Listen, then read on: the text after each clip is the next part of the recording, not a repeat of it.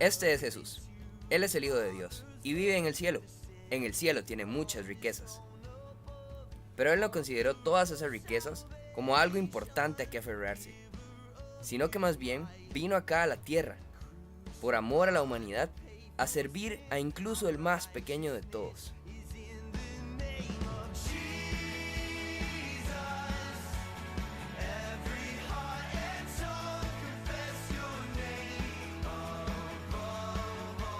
Mientras estuvo acá en la tierra, se dio cuenta de toda la injusticia que había, y no se quedó callado.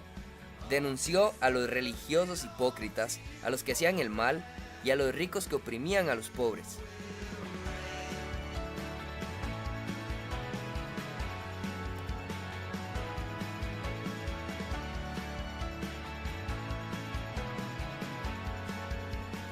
A todas esas personas no les gustó que Jesús denunciara sus injusticias, así que se organizaron para matarlo. Lo crucificaron, una de las muertes romanas más horribles de todas.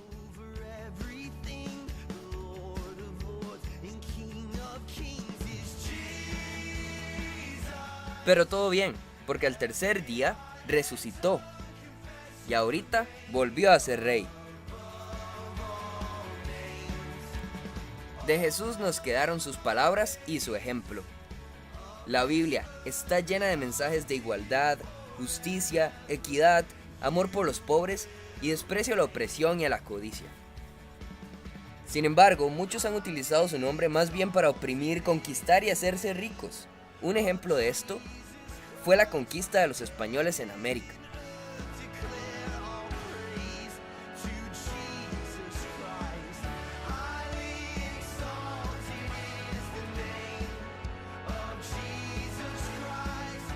Ellos no estaban siguiendo a Jesús, sino a órdenes de reyes. Pero no todas las personas han sido iguales. Hubo un hombre durante esa época, se llamó Bartolomé de las Casas, y defendió a los indígenas de los curas y reyes que decían que no tenían alma. Bartolomé logró que se eliminara una forma de opresión llamada la encomienda.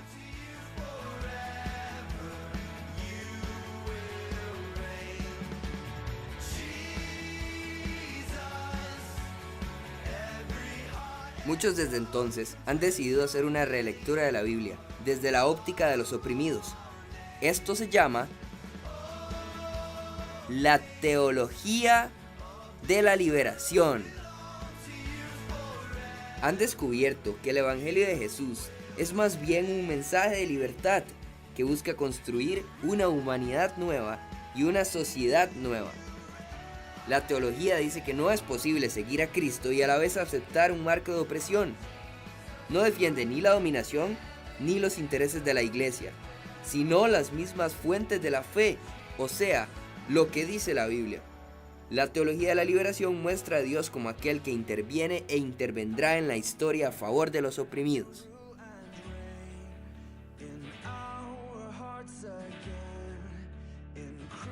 Uno de los mayores practicantes y más conocidos de la teología de la liberación fue Óscar Romero, o mejor conocido como Monseñor Romero. A él lo hicieron sacerdote en el año de 1942 en El Salvador, y tenía 24 años. Durante sus primeros 20 años como sacerdote, impulsó muchas obras sociales como Alcohólicos Anónimos, Caritas, Alimentos para la Pobreza, entre otros. En 1970 lo hicieron obispo, y así fue como conoció al padre Rutilio Grande. El padre Rutilio Grande era un ferviente propulsor de la teología de la liberación. Sin embargo, Monseñor Romero aún no lo era en ese momento. En 1975 sucedió el hecho conocido como las Tres Calles, en el que la Guardia Nacional de El Salvador asesinó a 5 campesinos. Ellos estaban luchando por unas elecciones libres y justas.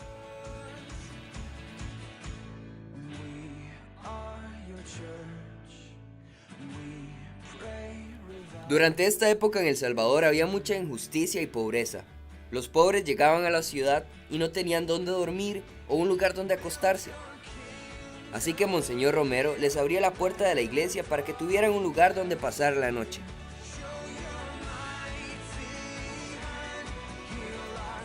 En contraste con la pobreza, existía en El Salvador una élite de gente millonaria que controlaba la Guardia Nacional, el Estado y a algunos sacerdotes.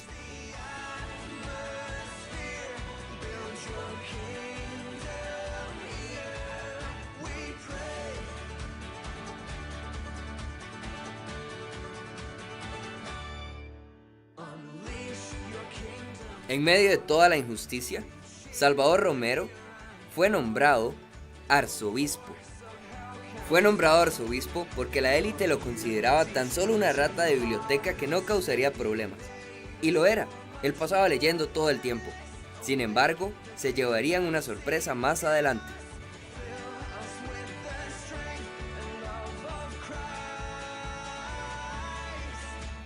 Un mes después, asesinaron al padre Rutilio Grande. Este hecho impactó muchísimo a Monseñor Romero y lo motivó a construir una iglesia fiel al Evangelio y a la teología de la liberación.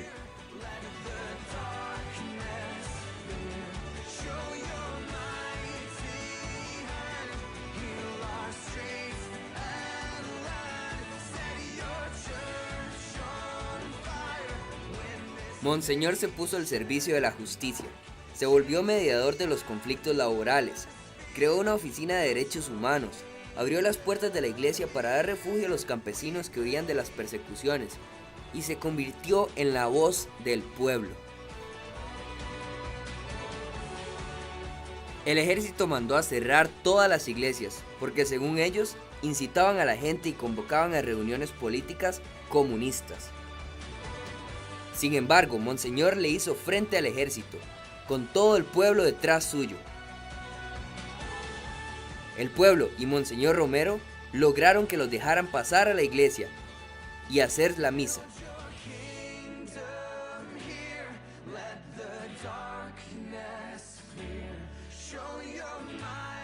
Al igual que Jesús, Monseñor fue calumniado.